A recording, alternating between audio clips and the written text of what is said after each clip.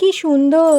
আজকে আমি এই রাধারানী লুকটা ক্রিয়েট করব। So excited. সবার ফার্স্টে লাগবে কলসি। ভাঁড়ের কলসি তো পেলাম না, এই হাঁড়িটা পেয়েছি, কিন্তু এটা দিয়ে তো মানাবে না। আরেকটা আছে আমার এই ছোট্ট কলসিটা, এটা দিয়েই করব। চলো, डन डन डन डन। এবার ঝটপট রেডি হয়ে চলে আসলাম। চলো अब जल्दी से आफ्टर टेक ले लेते हैं।